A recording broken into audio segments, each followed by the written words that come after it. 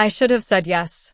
That's the first thing I remember now, not the music, not the lights, not even the way everyone stopped breathing when he walked in, just that one moment replaying like a warning I didn't understand at the time.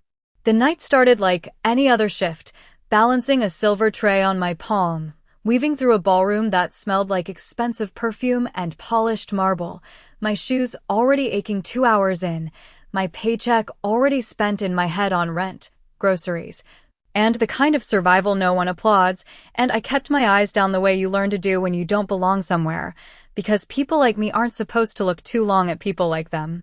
Then the air changed. It didn't get louder or quieter, just heavier, like the room itself was holding its breath, and I felt it before I saw him, that shift in gravity, that invisible line everyone suddenly stepped behind without being told. I looked up anyway. I shouldn't have, but I did. He stood near the entrance like he owned more than just the building, like he owned the silence between heartbeats, tall, still, dressed in a way that didn't need to impress because it already commanded, his gaze moving across the room slowly, deliberately, not searching, selecting. When his eyes landed on me, it didn't feel like attention. It felt like recognition. I looked away first. I told myself it didn't matter. Men like him didn't see girls like me. That was the rule. That was how the world stayed balanced. I kept working, pouring drinks, clearing glasses, pretending my pulse hadn't changed, pretending I hadn't felt something shift under my skin. But 10 minutes later, someone said my name, not the shortened version on my name tag. Not the casual way customers called for service, my full name, clear, precise, like it had been practiced. I turned, and he was closer now. Not across the room. Right there. Close enough that I could see the calm in his expression, the kind that isn't peaceful, just controlled. He didn't smile. He didn't need to. Lena Carter, he said, like he'd known it long before tonight, like it belonged to him in some quiet, unsettling way, and every instinct I had told me to step back, but I didn't move. I have an offer for you. The words were simple. Too simple for the weight behind them.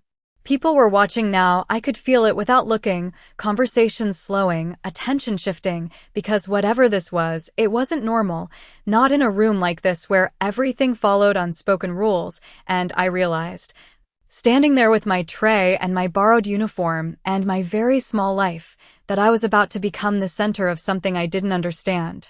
I'm working, I said, because it was the only thing that felt real. The only thing I could hold on to, and, for a second, something flickered in his eyes, not anger, not surprise, something sharper, like interest. That wasn't the answer I asked for. My grip tightened on the tray. I could walk away. I should walk away. That was the smart choice. The safe choice. The invisible choice.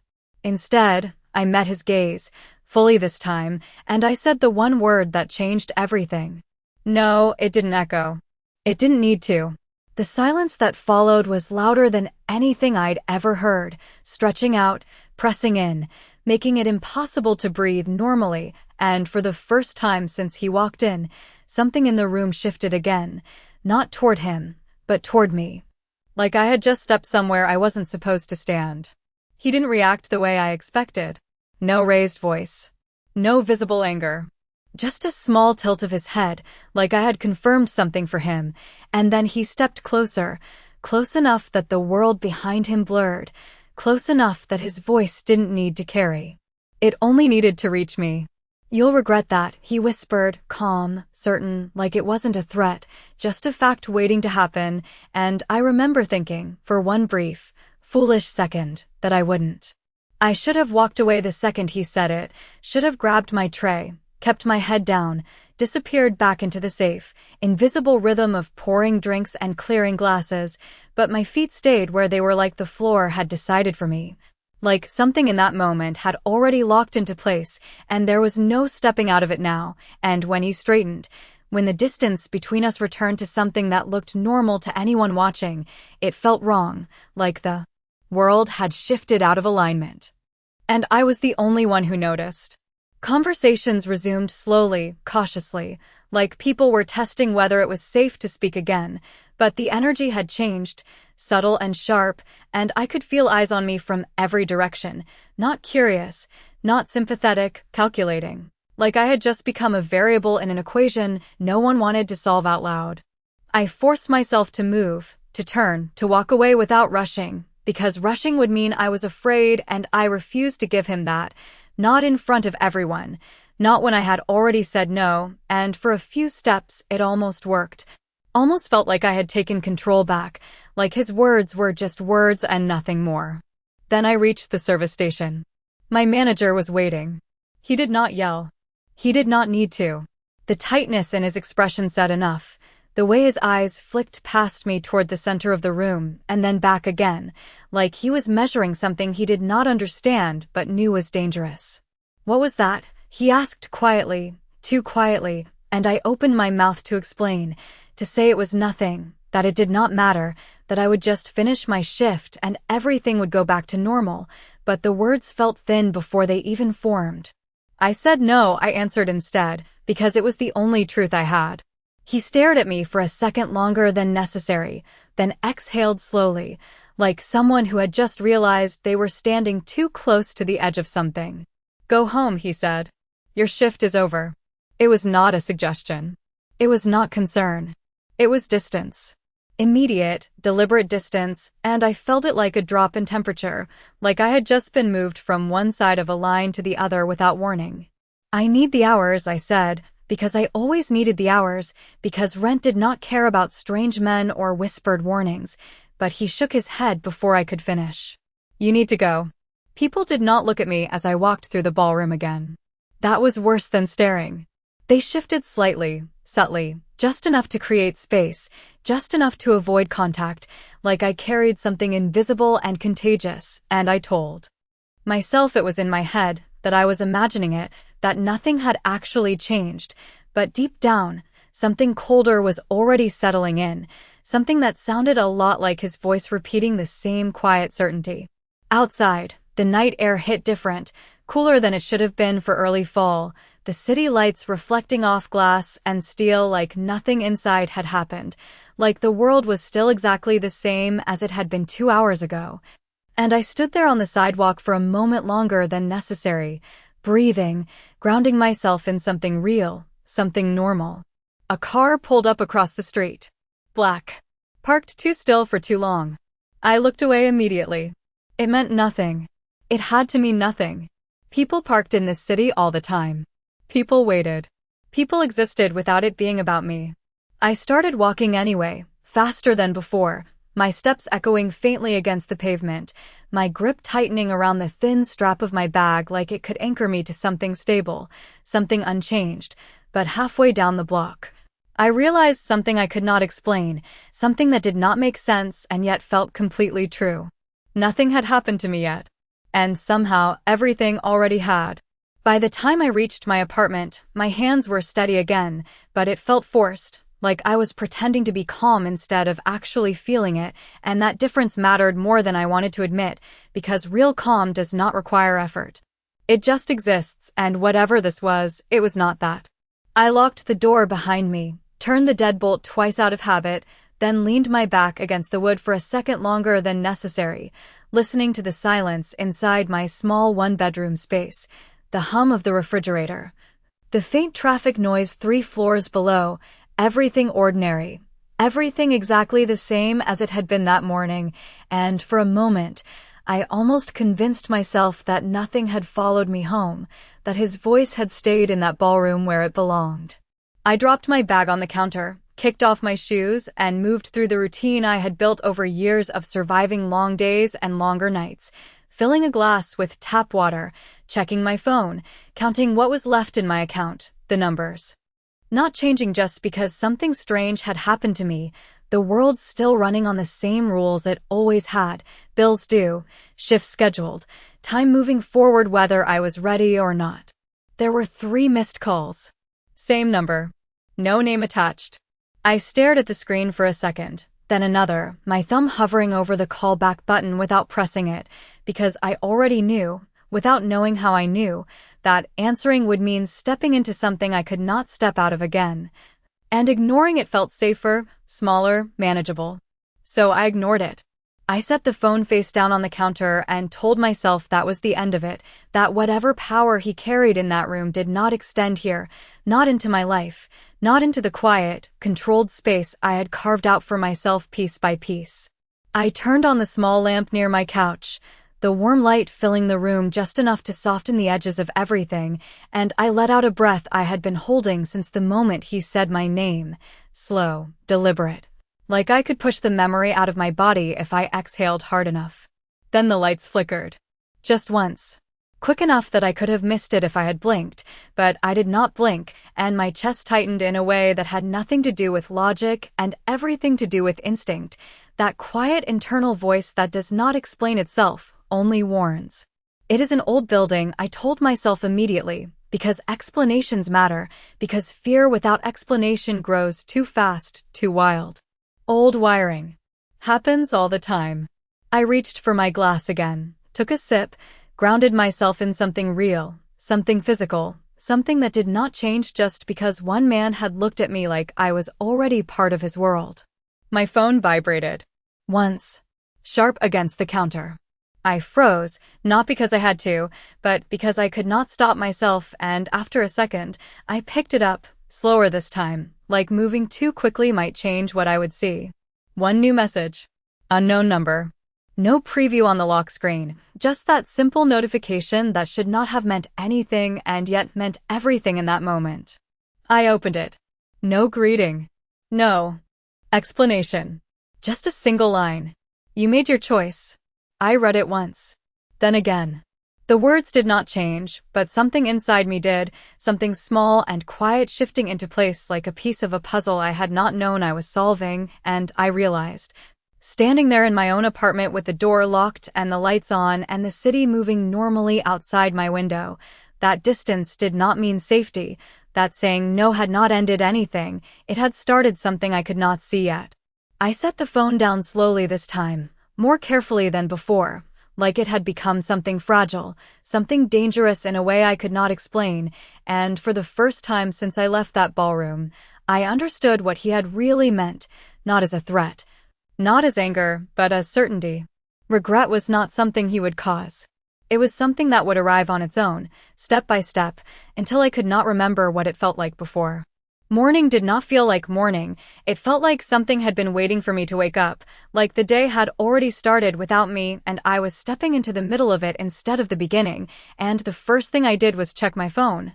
Not because I wanted to, but because I needed to know if the message from last night had been real or just something my mind had exaggerated in the dark. It was still there. Same words. No follow-up. No explanation. Just that quiet certainty sitting on my screen like it belonged there. I got ready anyway, because routine is the closest thing to control you can hold on to when everything else starts to slip. Coffee brewed too strong, toast left untouched, my reflection in the mirror looking the same, but not feeling the same. Like something behind my eyes had shifted overnight, and I could not undo it. I left my apartment at 7:40 a.m., the same time I always left, the same walk down 3 flights of stairs, the same cracked sidewalk outside, the same city noise building around me as people rushed to places that made sense in ways my life suddenly did not. And for a few blocks, everything felt normal again, almost convincingly so, until I reached the corner where I usually stopped for coffee on my way to my second job. The lights were off. The door was locked. A small printed sign taped to the glass read, "Closed for maintenance, temporary inconvenience. Thank you for your understanding," and I stood there longer than necessary, reading it twice, then a third time, like the words might change if I gave them enough attention. Because that place had never closed, not once in the 8 months I had been going there, not for holidays, not for storms, not for anything. It meant nothing, I told myself immediately, because things close, businesses have problems. The world does not revolve around one strange night or one man with a controlled voice and impossible presence. I kept walking. The bus was late. Not unusual, except it was late in a way that felt deliberate. 10 minutes turning into 15, 15 into 20, the digital sign flickering with times that kept shifting forward without explanation, and the people around me started to thin out.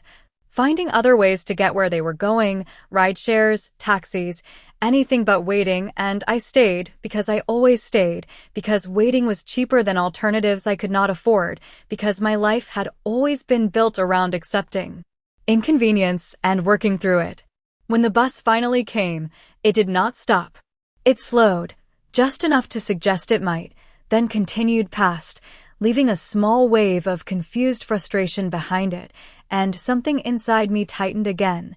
Not panic, not yet, just awareness. The kind that builds quietly before it becomes something you cannot ignore. I walked the rest of the way. 40 minutes instead of 10, my shoes already wearing thin against the pavement, my mind replaying last night in fragments I could not quite piece together into something logical, something manageable. By the time I reached the restaurant where I worked the morning shift, I was 10 minutes late, breath slightly uneven, apology already forming on my lips before I even pushed the door open, but the words never made it out. Someone else was behind the counter. Someone I did not recognize. My manager stood off to the side, arms crossed, expression closed in a way I had never seen before, and when his eyes met mine, there was no irritation, no frustration, just distance again, deeper this time, more permanent. "We do not need you today," he said before I could speak, and the sentence landed heavier than it should have, because it was not just about today. Not really. "I am scheduled," I said, because facts mattered, because schedules were written down, agreed upon, stable in a way people usually respected. He shook his head once, small, final. That changed. No explanation. No argument. Just a quiet adjustment to my reality, like it had always been that way. I stood there for a second too long, feeling the edges of something I could not yet name pressing closer, tighter, connecting the closed coffee shop, the late bus, the message on my phone, the way people had looked at me last night, and, for the first time, I stopped telling myself it meant nothing. Because it did. I just did not know how much yet. By noon, I stopped pretending it was coincidence. Coincidences do not stack like that, neat and quiet, one after another until they start to look like intention, and intention was exactly what this felt like, something deliberate, something patient. Something that did not need to rush, because it already knew where I would end up. I walked without direction for a while, past storefronts I could not afford, past people who did not notice me, past reflections of myself in glass windows that looked unchanged on the outside, but felt different underneath. Like I was watching someone else move through a version of my life that no longer belonged entirely to me.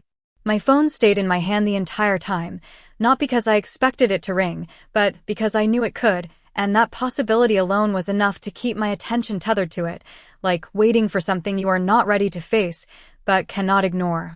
I told myself I would not call the number back. That was the one decision I still controlled. That was the line I would not cross.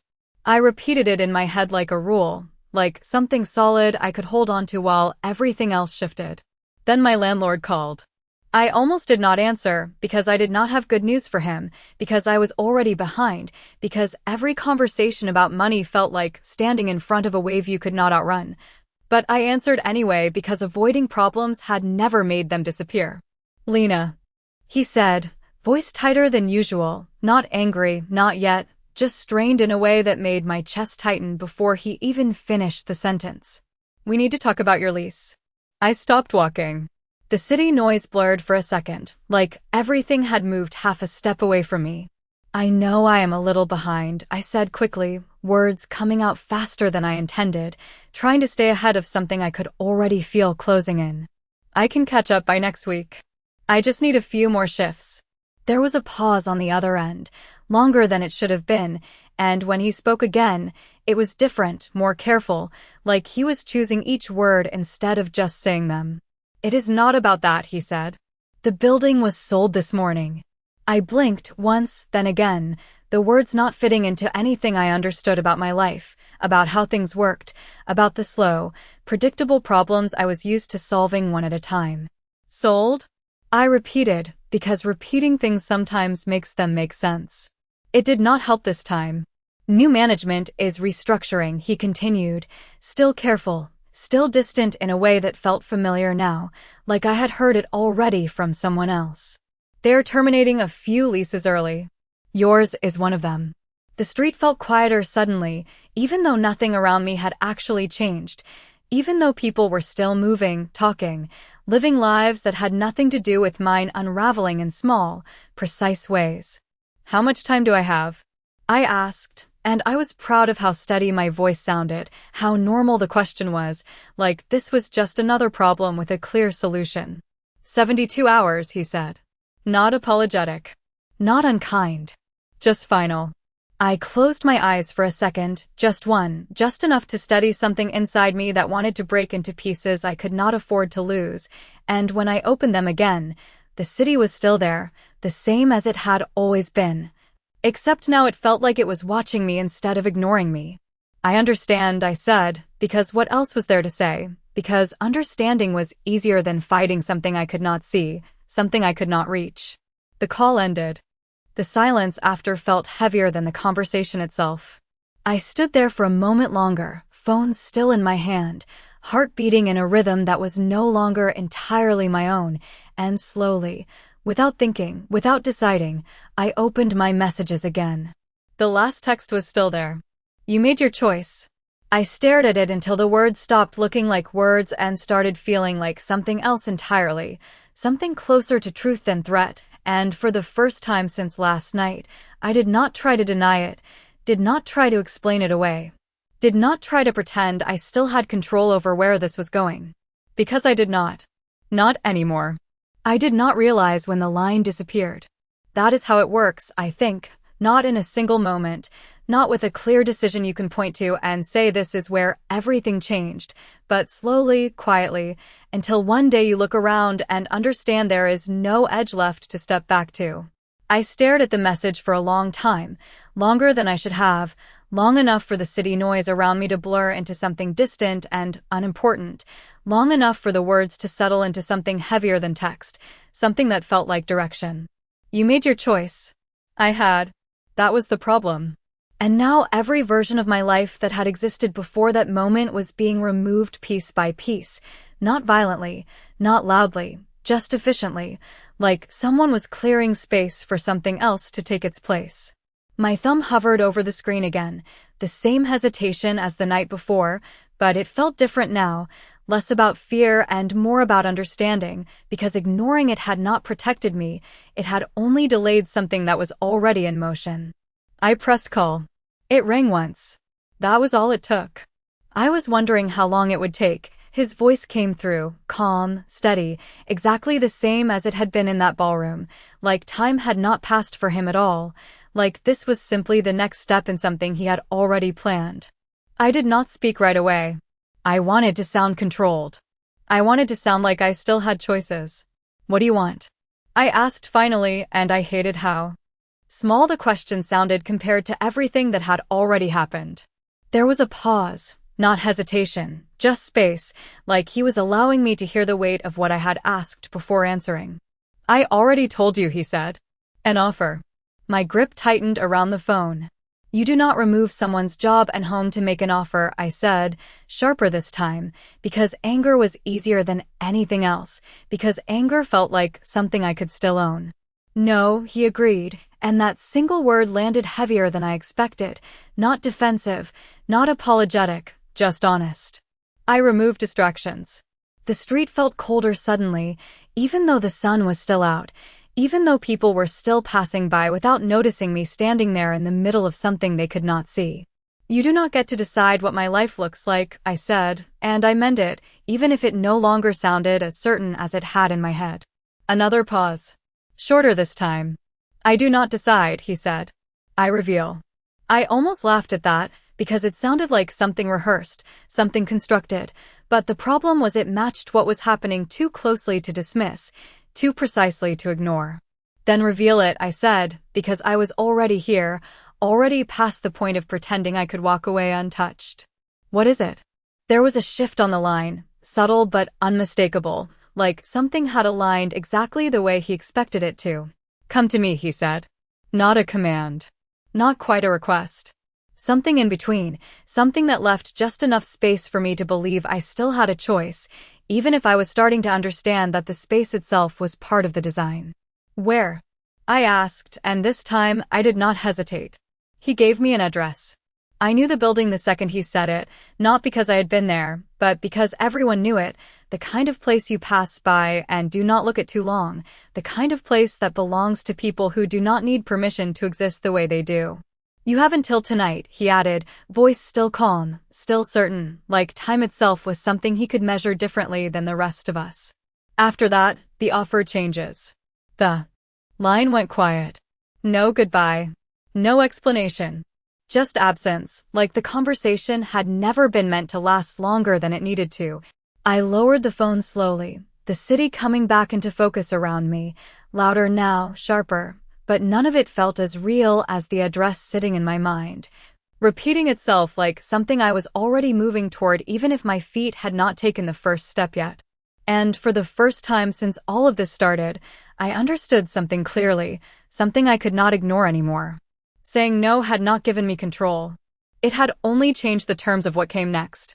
I did not go home right away. That would have made it too real, too immediate, like I had already decided something I was not ready to admit, so I walked instead, slower this time, without direction, letting the city stretch out around me like it always had, familiar streets, familiar sounds, everything unchanged on the surface, and yet every step felt different, like I was moving through a version of the world that had already shifted under me without asking for permission. The address stayed in my head the entire time, repeating itself quietly, not urgent, not loud, just present, like it knew I would come to it eventually, like time was not something it needed to worry about. I told myself I still had hours. I told myself I could think. I told myself there had to be another way to fix this, another path that did not lead directly to him, but every solution I tried to build in my mind collapsed before it even finished forming, because they all depended on things I no longer had, a job, a place to live, stability that had already been removed with careful precision. By the time the sun started to dip lower, casting long shadows across the sidewalks, I found myself standing across the street from the building he had named, not because I had planned it, but because my feet had carried me there without asking. Like some part of me had already accepted what the rest of me was still trying to resist. It was taller than it looked from a distance, glass and steel reflecting the fading light in a way that made it seem untouchable, separate from everything around it, the kind of place where decisions are made behind closed doors and never questioned once they are set into motion. People moved in and out of the entrance, well-dressed, purposeful, none of them hesitating, none of them standing across the street like they did not belong there, like they were trying to decide whether stepping inside would change something they could not undo. I stayed where I was for a long moment, watching, breathing, grounding myself in something simple, something real, because the closer I got to that door, the more I felt the weight of what this meant, not just meeting him, but stepping fully into whatever this had already become. My phone vibrated again. I did not need to check to know who it was. Still, I looked. Unknown number. One new message. The timing was not a coincidence. I opened it slowly this time. No hesitation left, just awareness. You are close. I looked up immediately, scanning the street without thinking, my heartbeat shifting into something sharper, more alert, because that was not a guess, that was certainty, and certainty meant I was not as unseen as I had believed.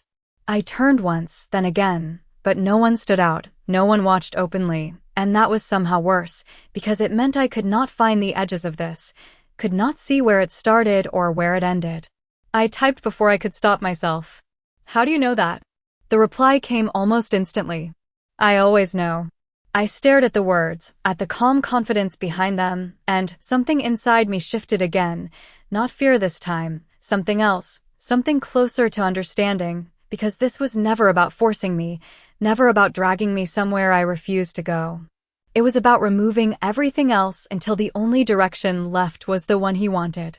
I lifted my eyes back to the building, to the entrance, to the quiet movement of people who belonged to a world I had spent my entire life orbiting but never entering, and I realized I was standing at the edge of something I could not step away from anymore. Not because he would not let me, but because there was nowhere else left to go. I crossed the street before I could think about it again, each step steady, deliberate, my reflection appearing briefly in the glass doors as I approached, familiar and unfamiliar at the same time, and for a second, just one, I saw the version of myself that had said no in that ballroom, the one who believed that choice meant control. Then the doors opened, and that version of me stayed outside. The moment the doors closed behind me, the city disappeared, not the noise, not completely, but enough that it felt distant, like something happening in another life I had just stepped out of without realizing it would not follow me inside. The lobby was quieter than I expected, not empty, but controlled, every movement precise, every sound softened by polished floors and high ceilings that made everything feel intentional, designed, like nothing here was left to chance. And that thought settled deeper than it should have, because nothing about what had happened to me so far felt accidental anymore. A man in a dark suit approached me before I had the chance to look around, not rushed, not hesitant, just certain, like he had been expecting me, like my arrival was not a question, but a scheduled event I had simply chosen to attend on time. "Ms. Carter," he said, and hearing my name here, in a place I had never been, sent a quiet tension through my chest that I did not let show, because I was starting to understand that reacting too much only gave this world more control over me. This way. Not a request. Not quite an order. Something in between. The same space I had heard in his voice, and I followed, because stopping now would have been pointless, because every step I had taken had already led me here, and turning back would not return anything that had been taken. The elevator ride was silent, the kind of silence that does not need to be filled, because whatever matters will be said when it needs to be, and I watched the numbers climb without really seeing them, my reflection faint in the mirrored walls, steady on the outside. Something else underneath that I was still learning how to control. When the doors opened, the air felt different again, not colder, not warmer, just heavier, like the higher you went, the less space there was for uncertainty, and the man stepped aside slightly, gesturing toward a set of doors at the end of the hall, large, dark, closed in a way that made it clear they did not open for just anyone. "He is waiting," he said, and then he stopped walking. He did not need to go further. This part was mine. I stood there for a second, just one, looking at those doors, feeling the weight of everything that had led me here pressing into that single point, that single choice, because stepping forward meant accepting something I still did not fully understand. And yet standing still would not change anything either. So I moved. Each step measured, controlled, my hand reaching the handle without hesitation even if everything else inside me was still catching up, and when I pushed the door open, the room on the other side was exactly what I expected and nothing like it at the same time. Large windows stretching across one wall, the city spread out below like something distant and manageable, furniture minimal, but deliberate, everything placed with purpose, and him.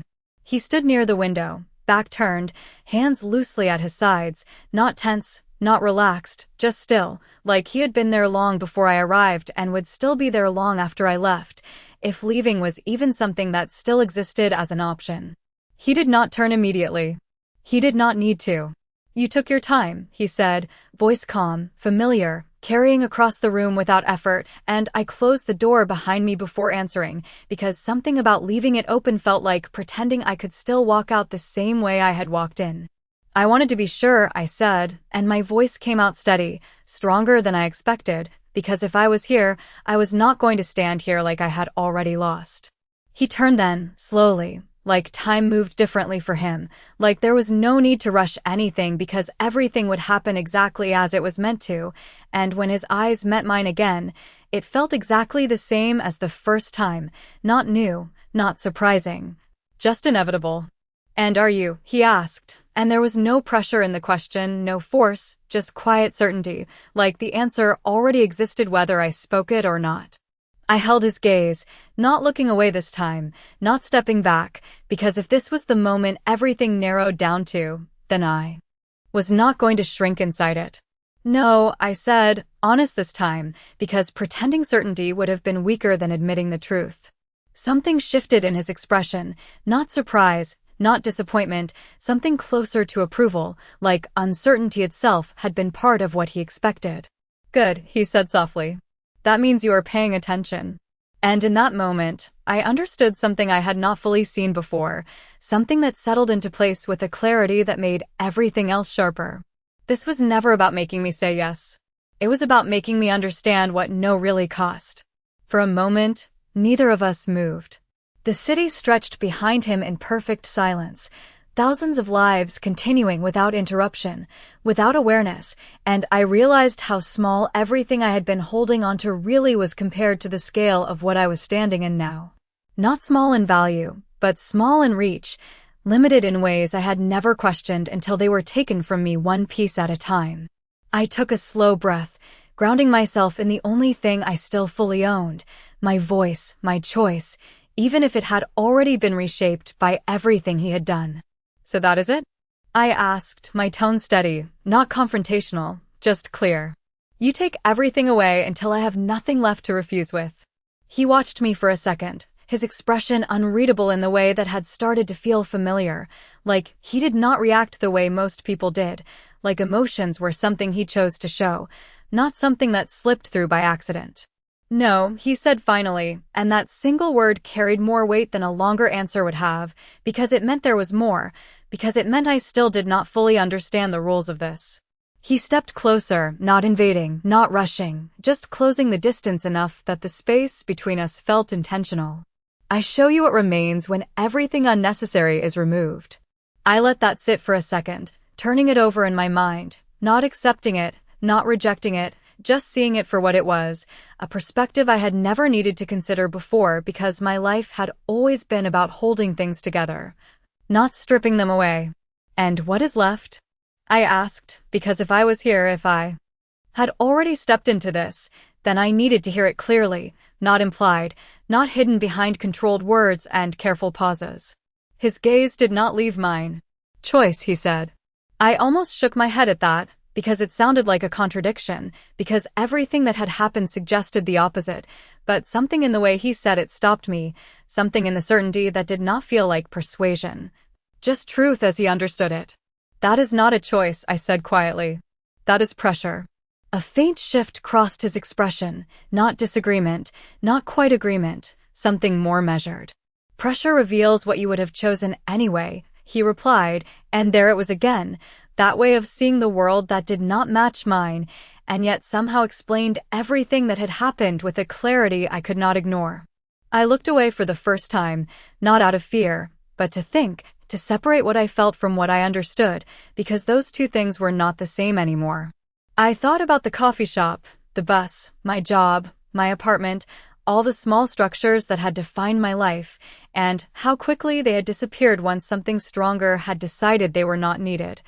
And I realized something that settled deeper than anything else he had said. None of those things had actually been stable. They had just felt that way because nothing had tested them before. I looked back at him. "And if I still say no?" I asked, and this time, the question was not defiant, not reactive, just honest, because I needed to know what that meant now after everything had already shifted. He did not answer immediately, and that pause felt different from the others, heavier, more deliberate, like this was the part that mattered most. "Then you walk out," he said finally. No threat. No condition. Just a statement. I held his gaze, searching for something behind the words, something hidden, but there was nothing there except the same calm certainty that had been there from the beginning, and that was what unsettled me the most. Not what he could do, but what he did not need to do. I glanced toward the door, just for a second, just long enough to remind myself it was still there, still an option, still a path I could take. If I chose to. Then I looked back at him. The space between us felt different now, not smaller, not larger, just defined in a way it had not been before, like the terms had finally been set, like the illusion of control had been replaced by something more precise, more honest. "And if I do not?" I asked quietly. This time, his answer came without pause. "Then you stay," he said, just as calm, just as certain, like both outcomes had always existed, like the difference had never been about him at all. I stood there, feeling the weight of that settle into place, not crushing, not overwhelming, just undeniable, and for the first time since this began, I understood something clearly enough that it did not shift or blur under pressure. He had not taken my choice away. He had removed everything that made the choice easy.